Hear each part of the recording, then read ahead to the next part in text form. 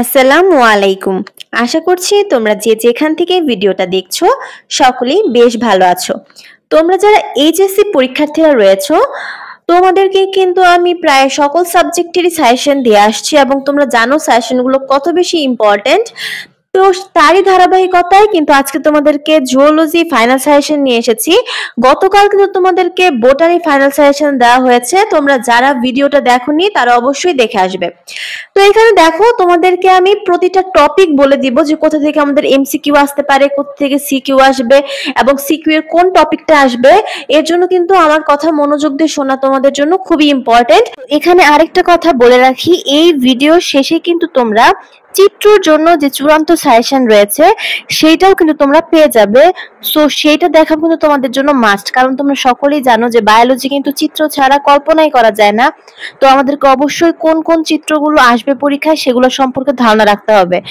তাই অবশ্যই আমাদের মূল সাজেশন দেওয়া শেষ হলেই আমরা চিত্রের সাজেশন দিব এই একই ভিডিওতে। তো একটা কথা স্কিপ না করে তোমরা মনোযোগ সহকারে ভিডিওটা দেখো, তাহলে আশা করি বুঝতে পারবে। তো দেখো আমাদের প্রথম অধ্যায় প্রাণীর বিভিন্নতা ও শ্রেণীবিন্যাস। এই অধ্যায়টা কিন্তু খুবই গুরুত্বপূর্ণ একটা অধ্যায় এবং একটু বড় অধ্যায়, কিন্তু আমরা সকলেই অধ্যায়টাকে পছন্দ করি যেহেতু এই অধ্যায়টা ইজি। তো এইখান থেকে সাধারণত আমাদের বিভিন্ন পর্বের বৈশিষ্ট্য এবং পার্থক্য এইটা ইম্পর্টেন্ট, এবং এখান থেকে তোমাদের কোশ্চেন আসবে, যেমন আমাদের পরিফেরা, নিডারিয়া, প্ল্যাটিহেলমিনথেস।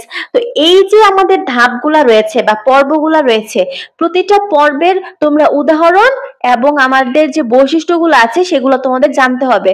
তোমাদের যে কোনো একটা উদাহরণ দিয়ে আসতে পারে কোশ্চেন, চিত্র দিয়েও চলে আসতে পারে এবং পার্থক্য আকারে আসতে পারে। এর জন্য প্রতিটা পর্ব এবং পার্থক্য তোমাদেরকে জানতে হবে। এরপর দেখো আমাদের প্রাণীর পরিচিতি। এই অধ্যায়টা একটু বড় অধ্যায়, তোমরা সকলেই জানো যে এখানে কিন্তু আমাদের 3টা ধাপ রয়েছে এবং মোস্ট ইম্পর্টেন্ট কথা হচ্ছে এটা এত ইম্পর্টেন্ট একটা অধ্যায় যে এখান থেকে 3টা পার্ট থেকে 3টা সৃজনশীল আসারও কিন্তু আমাদের রেকর্ড আছে। তো বুঝতেই পারছো যে এটা কত ইম্পর্টেন্ট। তো দেখো প্রথমে আমাদের হাইড্রা তোমাদের সকলেরই প্রিয়। তো এই অধ্যায় থেকে দেখো হাইড্রার এপিডার্মিস ও গ্যাস্ট্রোডার্মিসের কোষসমূহ ও পার্থক্য, ইন্টারস্টিশিয়াল কোষের গুরুত্ব, নিডোসাইডনের সবকিছু, হাইড্রার চলন এবং মিথজীবিতা। তো ইন্টারস্টিশিয়াল কোষের গুরুত্ব এটা আমাদের ঘতে চলে আসতে পারে, আর এখান থেকে আমাদের 99% যে ইম্পর্টেন্ট কোশ্চেন যেটা চলে আসবে সেটা হচ্ছে হাইড্রার চলন। যেমন আমাদের লুপিং, সমারসল্টিং, গ্লাইডিং, এই চলনগুলোর পার্থক্য, কোনটা অল্প দূরত্বে ব্যবহৃত হয়, কোনটা আমাদের লম্বা দূরত্ব অতিক্রমে ব্যবহৃত হয়, এগুলো জানতে হবে তোমাদেরকে। আর ঘাসফড়িং তোমাদের অপছন্দের একটা চ্যাপ্টার। এখান থেকে দেখো দর্শন কৌশল এবং শ্বাসকার্য, এই 2টা টপিক যদি দেখো তাহলে আমাদের হয়ে যায়। আর রুই মাছ থেকে আমাদের বায়ুথলি, হৃৎপিণ্ড এবং প্রজনন, এই টপিক 3টা আমাদের জানতে হবে। প্রজননের বিষয়টা আমাদের সাধারণত ঘতে চলে আসে, আর বায়ুথলির কাজ এবং আমাদের হৃৎপিণ্ড এটা আমাদের গতে আসে। আর ঘাস ফড়িংয়ের ক্ষেত্রে দেখো আমাদের দর্শন কৌশল, যেমন হচ্ছে আমাদের অ্যাপোজিশন, সুপারপোজিশন, এই বিষয়গুলো তোমরা দেখবে, সাথে শ্বাসকার্য। এইগুলো শেষ করার পরে যখন তোমাদের কাছে টাইম থাকবে তখন তোমরা অবশ্যই বোর্ড কোশ্চেনগুলো একবার হলেও দেখে যাবে, তাহলে কিন্তু আমাদের জন্য জ্ঞানমূলক এবং অনুধাবনের সাজেশন ফাইনাল হবে। তো দেখো আমাদের প্রথমে রয়েছে প্রাণীর বিভিন্নতা ও শ্রেণীবিন্যাস। এখান থেকে জ্ঞানমূলকের জন্য মোস্ট ইম্পর্টেন্ট কোশ্চেন হয়েছে আমাদের সিলম কি, প্রজাতি কাকে বলা হয়, শ্রেণীবিন্যাস কি, খণ্ডকায়ন কি, নটোকট কাকে বলে এবং কোন গ্রন্থি ভেসোপ্রেসিন নামক হরমোন ক্ষরণ করে। তো এই কয়েকটা আমরা মোস্ট ইম্পর্টেন্ট পড়বো কয়ের জন্য, এবং অনুধাবনমূলকের জন্য আমরা পড়বো দ্বিপদ নামকরণ বলতে কি বোঝায়, সিলোম ও হিমোসিলের মধ্যে 2টি পার্থক্য লিখো, সাগর ফোয়ারা বলতে কি বোঝায়, প্রজাতিগত বৈচিত্র্য বলতে কি বোঝায় এবং আমাদের ত্রিপদ নামকরণ বলতে কি বোঝো। তো এই হচ্ছে আমাদের প্রথম অধ্যায়ের অনুধাবনমূলকের জন্য 5টা মোস্ট ইম্পর্টেন্ট কোশ্চেন। তো এরই মাধ্যমে কিন্তু আমাদের প্রথম অধ্যায় শেষ হলো, এবং তোমরা যখন টাইম পাবে তখন অবশ্যই কিন্তু বোর্ড কোশ্চেন গুলো সলভ করতে ভুলে যেও না। এরপর দেখো আমাদের প্রাণীর পরিচিতি অর্থাৎ দ্বিতীয় অধ্যায়।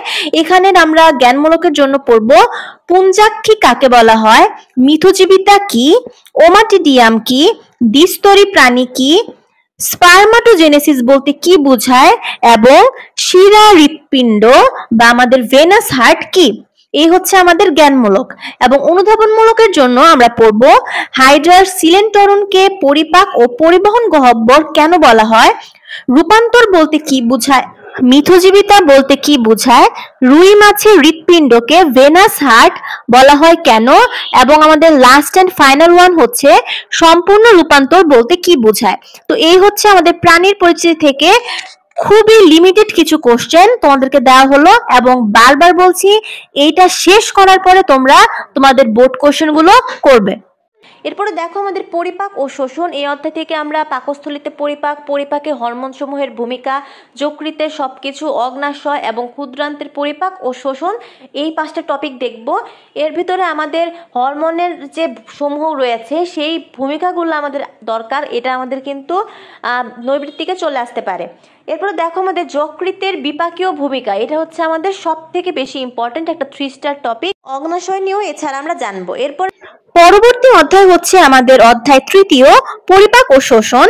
এই অধ্যায়ের জ্ঞানমূলকের জন্য আমরা পড়ব টায়ালিন কি, পেরিস্টেলসিস বলতে কি বোঝায় বা পেরিস্টেলসিস কি, পরিপাক কি, বেরিয়াট্রিক্স কি বা কাকে বলা হয়, স্থূলতা কি এবং আমাদের সিকাম কি। এই হচ্ছে আমাদের জ্ঞানমূলক।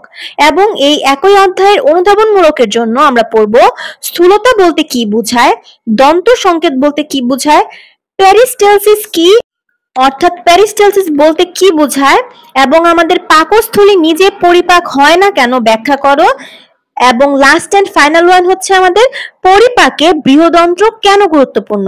তো এই হচ্ছে আমাদের পরিপাক এবং শোষণের জ্ঞানমূলক এবং অনুধাবনমূলক কোশ্চেন। এর মধ্যে হচ্ছে আমাদের রক্ত সঞ্চালন। এখান থেকে আমরা শ্বেত রক্তকণিকার বৈশিষ্ট্য ও কাজ দেখব, হৃৎপিণ্ডের গঠন ও লম্বচ্ছেদের চিত্র ও কপাটিকা, হৃৎপিণ্ডের স্বয়ংক্রিয় নোটসমূহ, হৃদচক্র, হার্ট ফেলিওর ও অ্যানজাইনার কারণ, লক্ষণ, প্রতিকার।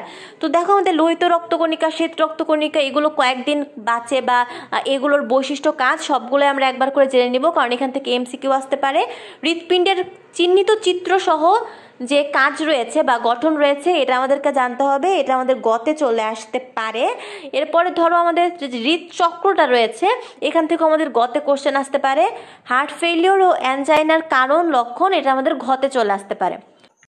এরপর হচ্ছে আমাদের 4র্থ অধ্যায় রক্ত এবং সঞ্চালন থেকে আমরা ক নং অর্থাৎ জ্ঞানমূলকের জন্য পড়ব অ্যানজাইনা কি, পেসমেকার বলতে কি বোঝায়, বিএমআই বলতে কি বোঝায় বা এটা কি যে আমরা সংজ্ঞাটা দিব, এসএএন বলতে কি বোঝায়, ব্যারোরিফ্লেক্স কি এবং আমাদের সিরাম কি। এরপর আমাদের অনুধাবনমূলক কোশ্চেনের জন্য আমরা পড়ব রক্তের ব্লাড ব্যাংক বলতে কোন অঙ্গকে বোঝায় এবং কেন, রক্তকণিকাগুলোকে রক্তকোষ বলা হয় না কেন, ক্ষতস্থানে রক্ত জমাট বাঁধে কেন, ব্যারোরিফ্লেক্স বলতে কি বোঝায় এবং আমাদের লাস্ট এন্ড ফাইনাল ওয়ান হচ্ছে সিস্টোল ও ডায়াস্টোল বলতে কি বোঝায়। তো আমাদের এরই মাধ্যমে আমাদের রক্ত সঞ্চালনও কিন্তু শেষ হয়ে গেল। এরপর দেখো আমাদের শ্বাসক্রিয়া ও শ্বসন। অ্যালভিউলাসের গঠন ও গুরুত্ব দেখব। এখান থেকে আমরা রক্তের মধ্যে অক্সিজেন ও কার্বন ডাইঅক্সাইডের পরিবহন, শ্বাস প্রশ্বাস ক্রিয়া, শ্বাসক্রিয়ার স্নায়বিক ও রাসায়নিক নিয়ন্ত্রণ। খুবই গুরুত্বপূর্ণ কোশ্চেন। এখান থেকে আমাদের অ্যালভিউলাস মোস্ট ইম্পর্টেন্ট একটা টপিক, এখান থেকে আমাদের সাধারণত গতে কোশ্চেন আসে। আর আমাদের রক্তের মধ্যে অক্সিজেন এবং কার্বন ডাইঅক্সাইডের যে পরিবহন বইতে খুব সুন্দর করে লেখা আছে, এটা দেখবে, এটা মাস্ট আমাদের দেখে যেতেই হবে, কারণ এটা আমাদের ঘতে চলে আসে। শ্বাস প্রশ্বাস ক্রিয়া এবং শ্বাসক্রিয়ার স্নায়বিক ও রাসায়নিক নিয়ন্ত্রণ, এটাও আমাদের খুব গুরুত্বপূর্ণ, এটা কিন্তু আমাদের ঘরে চলে আসে। তো দেখো মাত্র আমাদের 4টা টপিক, এই 4টা টপিকে কিন্তু আমাদের অনেক বেশি গুরুত্বপূর্ণ এবং বইয়ে কিন্তু এগুলো খুব ভালো করে দেওয়া আছে। তাই তোমরা অবশ্যই জিনিসগুলো পারলে একদম মুখস্থ করে ফেলো, কারণ এখান থেকে কিন্তু আমাদের সবই কি বলা যায় যে একদম মুখস্থ টপিক। এরপর আমাদের অধ্যায় 5 শ্বাসক্রিয়া ও শোষণ। এই অধ্যায়ের জ্ঞানমূলকের জন্য আমরা পড়ব বহিঃশোষণ কি, সাইনোসাইটিস কি, ওটাইটিস মিডিয়া কি, মধ্যচ্ছদা কি, অ্যালভিউলাস কি এবং অক্সিহিমোগ্লোবিন কি।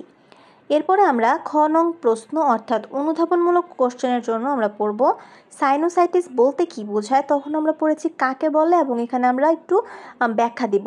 এরপর হচ্ছে আমাদের শ্বসনে হিমোগ্লোবিন কেন গুরুত্বপূর্ণ, ওটাইটিস মিডিয়া বলতে কি বোঝায়, শ্বসন বৃক্ষ বলতে কি বোঝায়, বহিঃশোষণ এবং অন্তঃশোষণের মধ্যে পার্থক্য লিখো।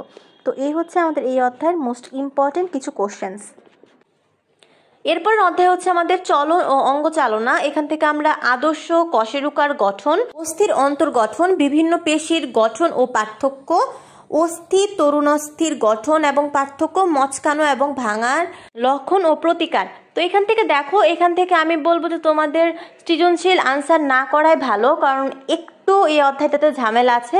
বাট তোমাদের এমসিকিউর জন্য অনেক কিছু জানতে হবে, যেমন আমাদের আদর্শ কশেরুকার যে গঠন রয়েছে, তারপরে কোন জায়গায় কতটি করে আমাদের অস্থি রয়েছে এই সংখ্যাগুলো জানতে হবে, করটিতে কতটি আছে এরকম। এছাড়া আমাদের বিভিন্ন পেশির গঠন এবং পার্থক্যগুলো দেখতে হবে, মচকানো এবং ভাঙা, যেমন ধরো যে আমাদের বদ্ধ ভাঙা কোনটা বা আমাদের জটিল অস্থিভঙ্গ কোনটা, এই জিনিসগুলো জানতে হবে। কিংবা আমাদের শিশুদের ক্ষেত্রে কোন ভাঙাটা বেশি দেখা যায়, এই জিনিসগুলো যদি তোমরা জানো তাহলে কিন্তু আমরা এমসিকিউ অ্যান্সার করতে পারবো। এখন আমাদের সপ্তম অধ্যায় চলন এবং অঙ্গ চালনা, এই অধ্যায়ের জ্ঞানমূলকের জন্য আমরা পড়ব ফ্যাসিকুলাস বলতে কি বোঝায় বা ফ্যাসিকুলাস কি, কশেরুকা কি, মায়োফাইব্রিল কি, টেন্ডন কি, সার্কোলেমা কি এবং মচকানো কি। এরপর হচ্ছে আমাদের অনুধাবনমূলক কোশ্চেন। অনুধাবনমূলক কোশ্চেনের জন্য আমরা পড়ব বক্ষপিঞ্জর বলতে কি বোঝায়, হ্যাভার্সিয়ান তন্ত্র বলতে কি বোঝায়, স্পঞ্জি অস্থি বলতে কি বোঝায়, ঐচ্ছিক এবং অনৈচ্ছিক পেশির পার্থক্য লেখো এবং আমাদের টেন্ডন এবং লিগামেন্টের মধ্যে পার্থক্য লিখো। তো এই হচ্ছে আমাদের চলন এবং চলন অঙ্গ চালনার জ্ঞানমূলক এবং অনুধাবনমূলক কোশ্চেন। অধ্যায় শেষ। এরপরে আমাদের মোস্ট ইম্পর্ট্যান্ট একটা অধ্যায় হচ্ছে জিনতত্ত্ব ও বিবর্তন। এই অধ্যায়টা খুবই গুরুত্বপূর্ণ একটা অধ্যায়। এখান থেকে তোমরা যদি একদম নিশ্চিত থাকো তাহলে কিন্তু সৃজনশীল অ্যান্সার করবে, নয়তো সৃজনশীল অ্যান্সার করো না, কারণ এটা শুধু অ্যান্সার করার বিষয় না। তুমি যদি অধ্যায়টি সত্যিকার অর্থে পারো তাহলে অ্যান্সার করা ভালো। যেমন মেন্ডেলের প্রথম ও দ্বিতীয় সূত্র, অ্যাপিস্টেসিসের সবকিছু, বর্ণান্ধতা ও ক্রস, প্রকটতা এবং লিথাল জিন। তো এখান থেকে দেখো আমাদের মেন্ডেলের যে প্রথম এবং দ্বিতীয় সূত্র রয়েছে এবং প্রতিটি সূত্রের কোন সূত্রের, যেমন প্রথম সূত্রের ব্যতিক্রম কোনগুলো সেগুলো জানতে হবে, দ্বিতীয় সূত্রের ব্যতিক্রম কোনগুলো। এখান থেকে আমাদের কিন্তু এমসিকিউ আসবে, যেমন যে প্রথম সূত্রের ব্যতিক্রম নিচের কোনটি, এভাবে চলে আসতে পারে। এবং প্রতিটি সূত্রের ব্যতিক্রমগুলোর কোনটার কি কাজ বা কোনটা কি, এই জিনিসগুলো আমাদের খুব ভালো করে জানতে হবে। এরপর ধরো আমাদের বর্ণান্ধতা কিন্তু মোস্ট ইম্পর্ট্যান্ট একটা বিষয়। এখান থেকে আমাদের কিন্তু সৃজনশীল কোশ্চেন আসবে, এমনকি এখান থেকে আমাদের এমসিকিউ চলে আসে, তাই এই টপিকটা কিন্তু আমাদের জন্য খুবই গুরুত্বপূর্ণ। এছাড়া তোমরা সকলেই জানো যে অধ্যায় থেকে আমাদের চেকার বক্স আসে, তো এটা আঁকানোও তোমাদেরকে জানতে হবে যে কিভাবে এই জিনিসটা করে, ঠিক আছে? তো এই জিনিসগুলো যদি আমরা জিনতত্ত্ব বিবর্তন থেকে পড়তে পারি তাহলে আমাদের জন্য এনাফ। আমি তোমাদেরকে বলেই দিলাম যে কোনটা তোমাদের জন্য বেশি গুরুত্বপূর্ণ এবং কোনটা তোমাদের জন্য লেস ইম্পর্টেন্ট। এখন আমাদের অধ্যায় 11 অর্থাৎ আমাদের লাস্ট অ্যান্ড ফাইনাল অধ্যায় হচ্ছে জিনতত্ত্ব ও বিবর্তন। এই অধ্যায়ের ক নং প্রশ্নের জন্য আমরা পড়ব অ্যালিল কি, অ্যাপিস্টেসিস বলতে কি বোঝায়, সমসংস্থ অঙ্গ কি, বিবর্তন কি এবং নিষ্ক্রিয় অঙ্গ কি। এবং আমাদের অনুধাবনমূলক কোশ্চেনের জন্য আমরা পড়ব টেস্ট ক্রস বলতে কি বোঝো, ফিনোটাইপ বলতে কি বোঝায়, অ্যাপিস্টেসিস বলতে কি বোঝায়, প্রাকৃতিক নির্বাচন মতবাদ বলতে কি বোঝায় এবং পলিজেনিক ইনহেরিটেন্স বলতে কি বোঝায়। তো দেখো আমাদের খুবই স্পেসিফিক কিছু গুরুত্বপূর্ণ যে কোশ্চেনগুলো আছে, যেগুলো আমাদের না পড়ে গেলে চলবে না, সেগুলোই তোমাদেরকে এই অল্প সময়ের জন্য দেওয়া হলো।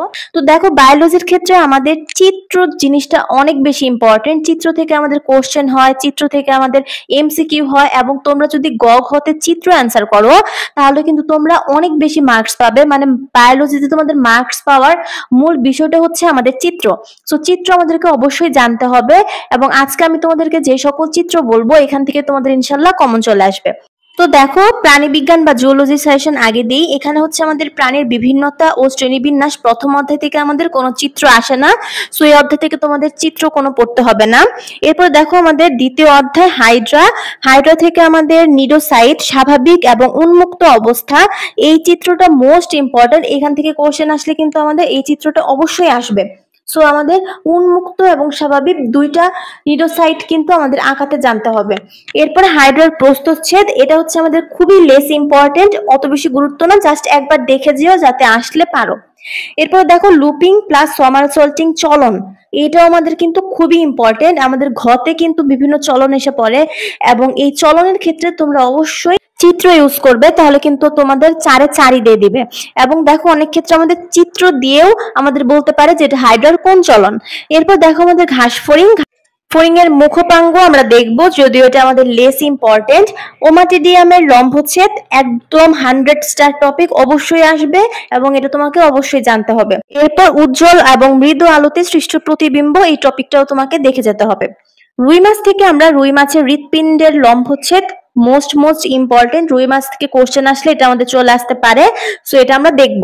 এছাড়া আমাদের রুই মাছ থেকে আরো একটা ইম্পর্টেন্ট হচ্ছে পটকা, যেখান থেকে আমাদের কোশ্চেন হয়। এই দুইটাই কিন্তু মোস্ট ইম্পর্টেন্ট, এই দুইটার ভিতর থেকে যে কোনো একটা আমাদের চলে আসবে যদি রুই মাছ থেকে কোশ্চেন হয়। এরপর দেখো অন্তর্বাহী ফুলকা ধমনী, লেস ইম্পর্টেন্ট। পরিপাক ও শোষণ থেকে আসলে কোনো চিত্র আসে না, সো এই অধ্যায় থেকে আমাদের চিত্র না জানলেও হবে। রক্ত এবং রক্ত সঞ্চালনের একটাই ইম্পর্টেন্ট, হৃৎপিণ্ডের লম্বচ্ছেদ মোস্ট ইম্পর্টেন্ট। এই চিত্রটা তোমরা অবশ্যই শিখে যাবে, মানে আমাদের হৃৎপিণ্ড আঁকাটা শিখতে হবে। এরপর হচ্ছে আমাদের শ্বসন ও শ্বাসক্রিয়া, এখান থেকে আমরা হামবার্গার শিফট এবং অ্যালভিউলাসের গঠন, এটা আমাদের খুবই ইম্পর্টেন্ট। অ্যালভিউলাসের গঠন আমাদের 100 স্টার একটা টপিক। এরপর আমাদের চলন এবং অঙ্গ চালনা থেকে আমরা হ্যাভার্সিয়ান তন্ত্র, খুবই ইম্পর্টেন্ট। আদর্শ কশেরুকার গঠন, ফিমার, হিউমেরাস, অ্যাটলাস বা প্রথম গ্রীবাদেশীয় কশেরুকা এবং হৃৎপেশির চিহ্নিত চিত্র, খুবই ইম্পর্টেন্ট। এর ভিতরে আমাদের হ্যাভার্সিয়ান তন্ত্র, ফিমার, হিউমেরাস এবং হৃৎপেশির চিহ্নিত চিত্র সব থেকে বেশি গুরুত্বপূর্ণ। তো আমি আসলে তোমাদেরকে যে সাজেশন দিব যে এই অধ্যায়টা আসলে স্কিপ করার জন্য, কারণ এখান থেকে আসলে আমাদের চিত্র বেশি এবং একটু ঘুরিয়ে কোশ্চেন আসার সম্ভাবনা থাকে। তো এই অধ্যায়টা তোমরা চাইলে স্কিপ করতে পারো সৃজনশীলের জন্য। এরপর দেখো আমাদের জিন তত্ত্ব ও বিবর্তন, এখান থেকে আমাদের চেকার বোর্ড সবসময় আসে এবং ভবিষ্যতেও আসবে, সো এই চেকার বোর্ড আঁকানোটা তোমাকে শিখতে হবে মাস্ট। তো এই হচ্ছে আমাদের জুওলজির সাজেশন চিত্র। এখানে যে চিত্রগুলো তোমাদের বলেছি এর বাইরে আসার কোনো সম্ভাবনাই নেই ইনশাল্লাহ। আর তোমাদের যদি এক্সট্রা কোনো কোশ্চেন থাকে তাহলে অবশ্যই কমেন্ট করতে ভুলে যেও না, আমি তোমাদের সকলের অ্যান্সার দেওয়ার চেষ্টা করবো ইনশাল্লাহ। তো আজকে এই পর্যন্তই, দেখো ইনশাল্লাহ পরবর্তী কোনো ভিডিওতে। সেই পর্যন্ত তোমরা সকলেই সুস্থ থাকো, ভালো থাকো। আসসালামু আলাইকুম।